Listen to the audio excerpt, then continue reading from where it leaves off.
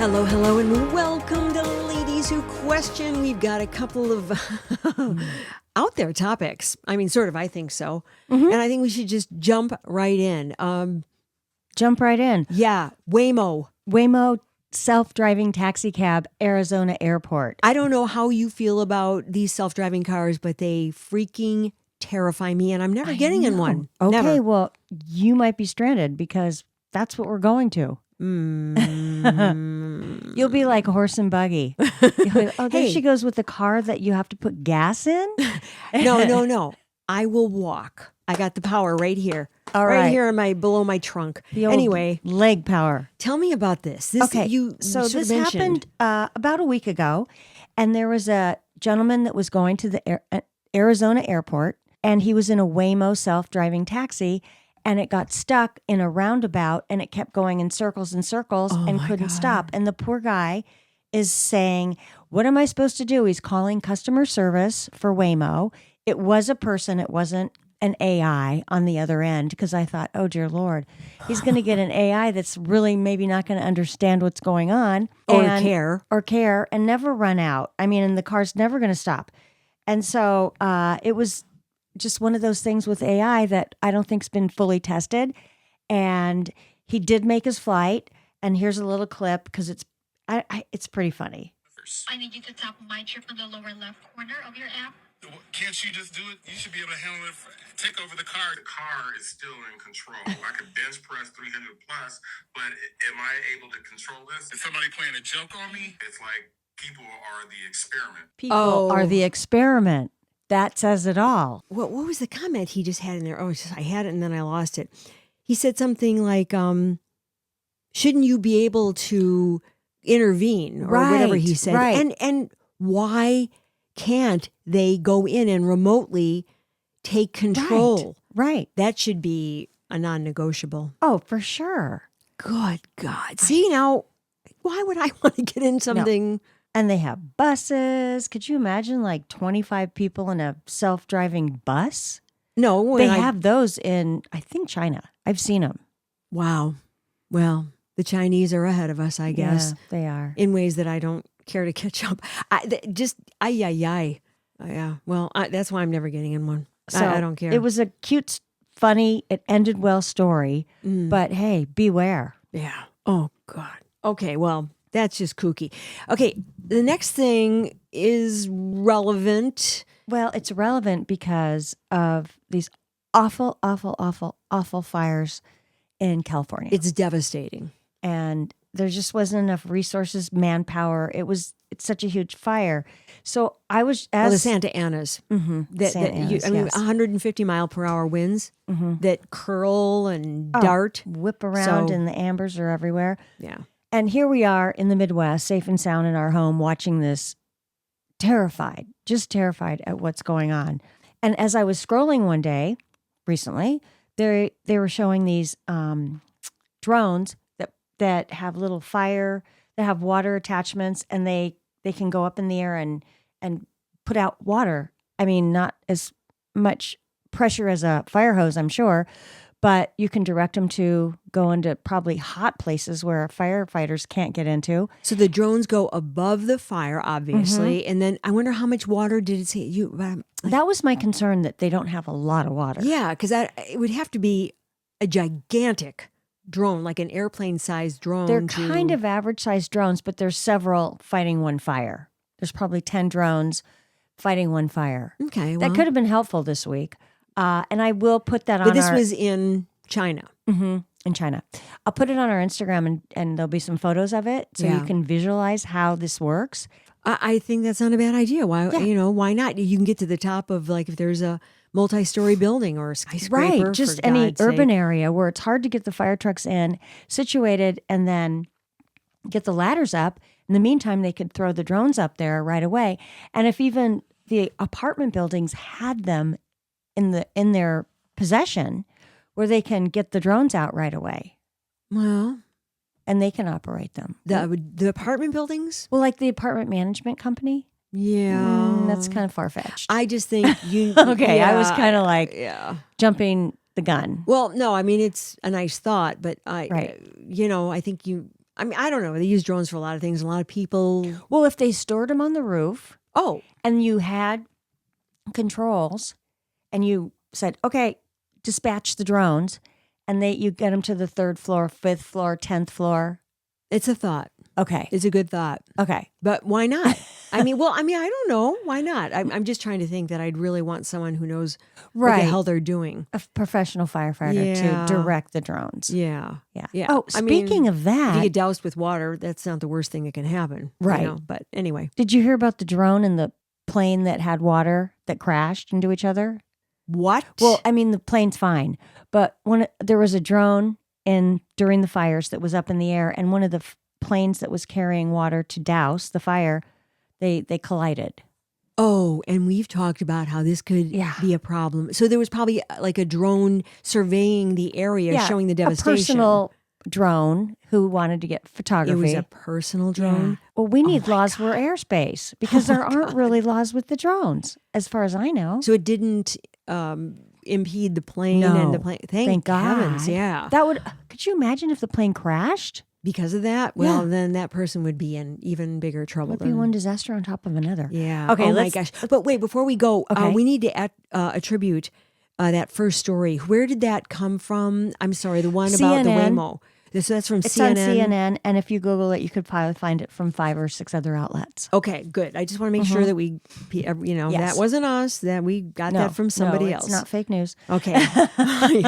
Oh, well, you got to be careful now. I don't, who knows what's going on, but that's another topic that we will cover in another podcast for sure, right? Absolutely. Okay. I have something that's kind of, I think it's fun. This is from Lake Superior State University, which is in, I don't really know where it is. Lake Superior, well, it's Michigan or New Wisconsin? York or, you've heard of it? No. Oh, okay. I haven't, but I was thinking if it's Lake Superior. Right. It's got to be, I don't want to lose this page or I would go to home. Well, let me look it up and you can get it Lake rolling. Superior State University. It says about LSSU. But it's got to be, Sault Ste. Marie. Yeah, Michigan. St. Marie, Michigan. Oh, okay. Oh, it's way up there. Ooh. Well, of course, Lake Superior. Yeah. Okay, so this is the 2025 Banished. Oh, it's called Banished words. Oh, so we don't talk about them? They're not in the dictionary? Well, banished, can be like, I don't ever want to hear that again. Passé. Yeah, but it's stronger than passé. Okay. This is a wish list for somebody who wants them to be passé. Okay. Yeah. So... And some of these, I have to say, when I was going through the list, I kind of went, oh, yeah, I didn't know a couple of them. So I'll start at the very, well, I mean, I did, but I didn't really. Okay, the first one is the word cringe.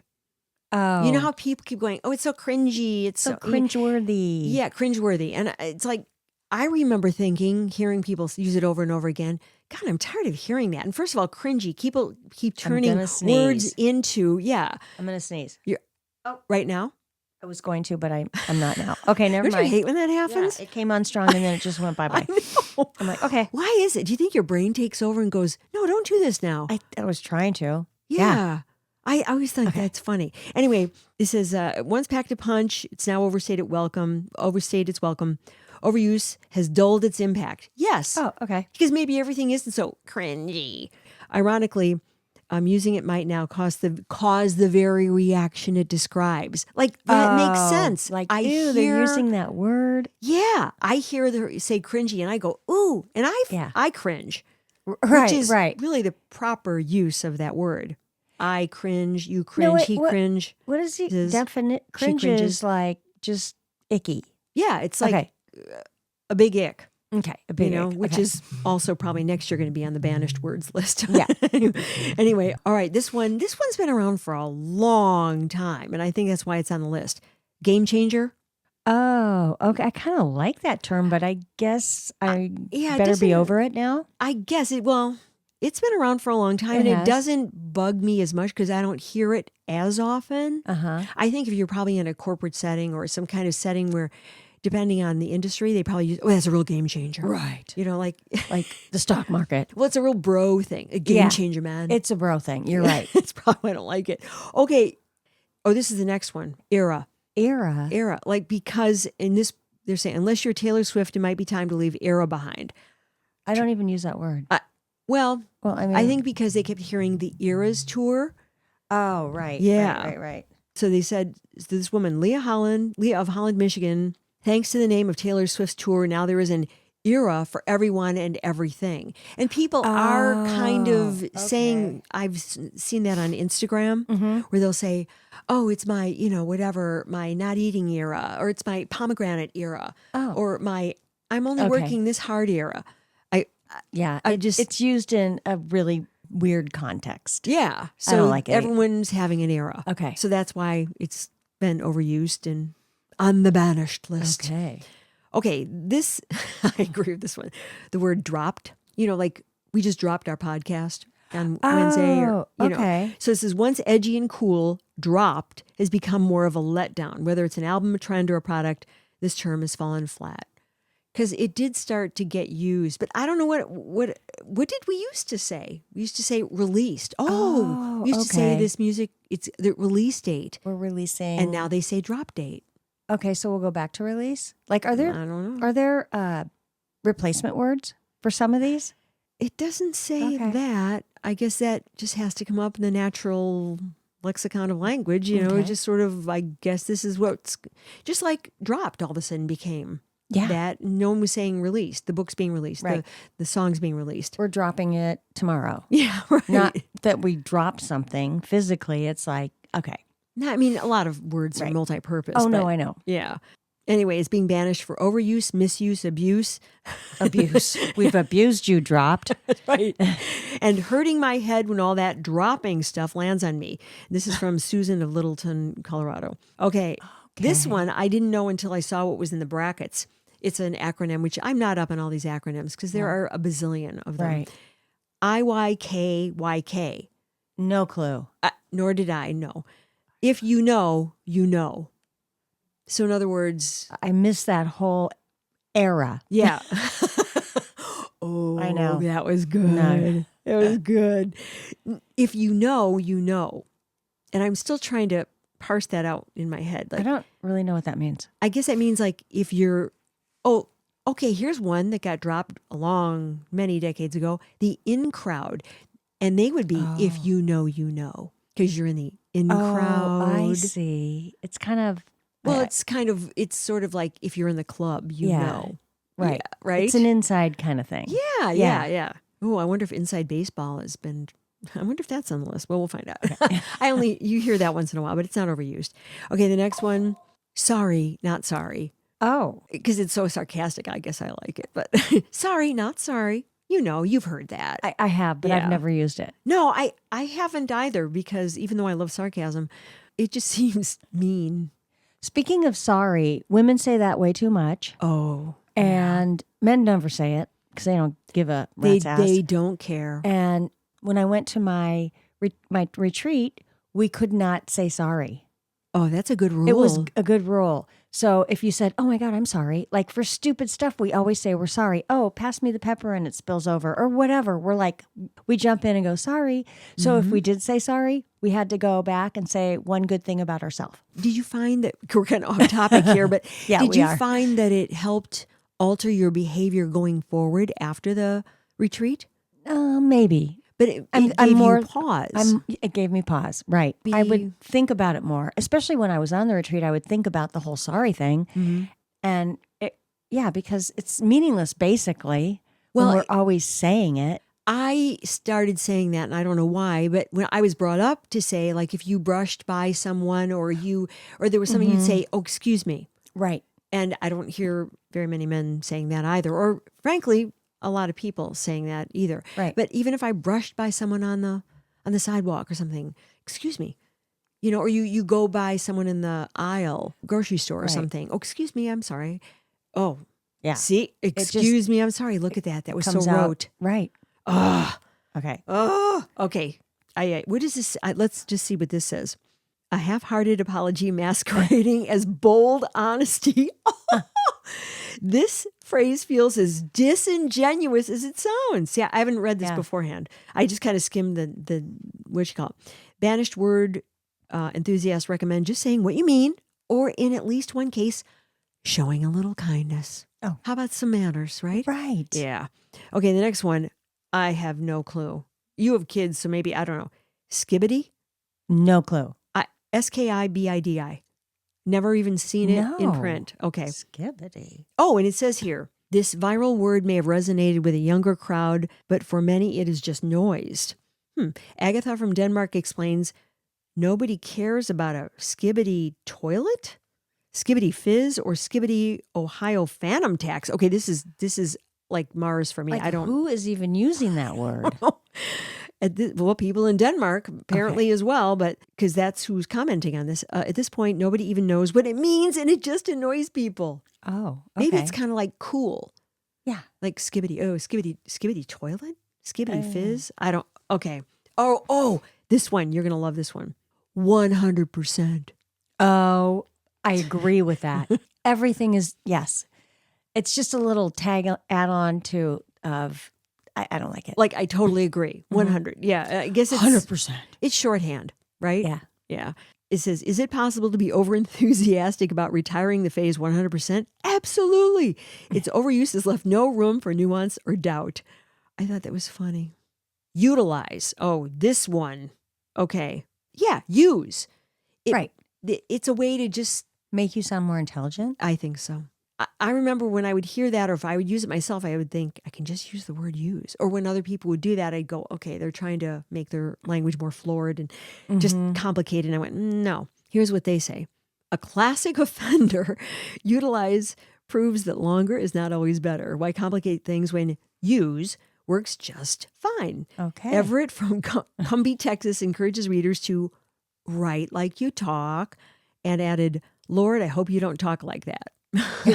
You know, I have to say, I have used that and I did, but I'm going to blame the fact that I read so much and I continue to read so much. And sometimes they write like that in some of the things that I read. I guess that's how I will talk sometimes. And this was a good. Okay. Because books are written using. Well, so, yeah. a lot of, I mean, and I've read a lot of 1900 century novels and a lot of 2000, century, whatever, and stuff like that, even 18th century novels. And they kind of, that's how they write and that's how people talked. And I realized that a long time ago about myself. And I went, well, that's obnoxious. But anyway, okay, here's another one. Period. Someone will emphasize, I guess. Is that? It's like an exclamation point. Yeah. And I mean that, period. Or something, right? Yeah. Mm-hmm. Okay. Like that's it. Yeah. What does it say here? Yes, we understand your point. No need to verbally punctuate it. Overuse has turned this into a period we are ready to end. Oh, that was clever. That was a clever turn of phrase. Yes. Teresa from Detroit, Michigan recommends we banish this word by putting it in a bottle and sending it out to sea. That's cute. I like this list. I know, I do too. Yeah. So I've learned something. Yeah. Even if it was just for me, the skibbity and the what is it? IYK or whatever. Yeah. Well, the IYK reminds me of texting. When sometimes I'll get texts from the younger generation. Yeah. And I'm like, what does that say? Well, that's what I mean. They're all these little acronyms. Right. Acronyms. Yeah. And I don't know half of them. I don't know most of them. I don't either. And it's like, write to me in English because I don't get your abbreviations. Right. Which is basically the same thing. Your shorthand. Yeah. Or I'm thinking of a stenographer in a court. Oh, well, don't they have to type exactly what people say? I don't know. I don't know how that works. I think they have to type. I don't know how do they do that? I know. They don't do acronyms, but it's almost like they're looking into space and they're just typing. And because they're just that unless good. on the typewriter keys, there's words. No. There isn't. No, I know. No, you couldn't, because especially all the words they use in it. Anyway, that's it for that list. Okay, that's interesting. Yeah, I thought that was fun, and then it says you can submit a word to banish for 2026. So is there anything? I'm so over it. Oh, that's good. I'm so over it. I'm over it. Like I'm really over that saying. Well, that's a phrase. I know, but sorry, not sorry. Right. That's a phrase. So I'm so over it. You want to banish that one? Mm-hmm. I just thought of it just off the top of my head, but it's a little bit overused and it's a little and it kind been of there, done that. Encapsulates this entire right, right, exactly. Because people are so over these words. Mm-hmm. think We're going to have to look up some new words because you know how I think we did a podcast on new words or words they've added to the Webster's dictionary. we did that last year. So they add so many words. And a lot of them are kind of pop culture-y words. Yes. And I'm like, what? This is going in the dictionary?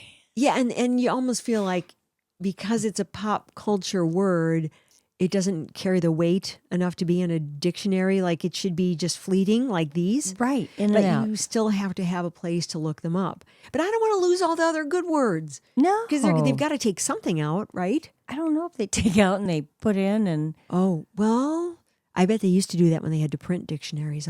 Right. So now it's an everlasting dictionary on the internet. Mm-hmm. And they could add and delete as much as they want. Right. Because But don't delete words. Don't no. take them out because there's a reason for them. And if I want to dig back into my old, my 18th century, 19th century novels, I may need to look them up. That's right. And you're probably the only one reading those, unfortunately. Anyway, words. I'm thinking that a lot of times when you're talking to people, or especially younger people, they talk in short words. It's like, I even do that sometimes. Like, when are you a-vay? What? Are you going on vacay? Oh. Like, okay, when are you available? When are you a-vay? And I kind of... Ave. available. And then, Oh. are you going on vacay? Like vacation? A lot of people say that. Well, that's just slang, Okay. right? All right. What's wrong with that? I mean, every generation has its own slang. Yeah. Which that would be kind of I'll try to find a list for that. Yeah. Like at one point, the word cool was invented, which seems to be timeless, Yeah, I think so. right? Yeah. But like, I think that was during like when jazz was coming, cool baby. Cool, baby. Like, so in maybe the 40s and 50s, cool daddy, yeah. stuff like that. But it's still, It's still... I bet your kids use that word. Yeah, See? they do. Why? Why is it timeless? It's kind of like groovy, but groovy's out. Oh, no, Groovy's been But out. I'm just saying cool and groovy were... I remember like 60s cool, groovy. Yeah. But Cool. Yeah. And you know another word I really am sick of? What? Bra. Like bro. Oh. Like that's ugh. my bra. Or and I go, bra. I mean, bro. Well, that's that bro culture. Yeah. Yeah, it's my bra. You can't even form your lips to make the O. Right. It just got, they kept twerking and tweaking it as I know. they When spoke I it. hear that, I just kind of go, oh, you're one of them. Yeah. Okay. Mhm. Okay. Bye now. The fraternity's over, big guy. Speaking of bye now, I think we're done now, Okay. aren't we? That sounds great. All right. Until next week, this is Ladies Who Question, Lisa, Holly. and we are over and out. Okay. Bye. Bye. Thanks, Harvey. Ladies Who Question is executive produced and edited by me, Lisa Dominique, and also executive produced by Holly Caulfield. Holly also does most of our research, and Claire Caulfield is in charge of technical assistance and social media. Music, My Lionheart. Sketch music by Florian Manx and Matthew Anderson. Thanks for listening. Please subscribe, follow, rate, and review Ladies Who Question on Apple Podcasts or wherever you get your podcasts. Send your thoughts to ladieswhoquestion@gmail.com. Follow us on Facebook, YouTube, Instagram, Threads, and our website, ladieswhoquestion.com. All content discussed on Ladies Who Question are the opinions of Lisa Dominique and Holly Caulfield and should not be construed as advice of any kind. By listening to this podcast, you agree not to use this podcast as advice of any personal or medical issue for yourself or others. This disclaimer also applies to guests or contributors to the podcast.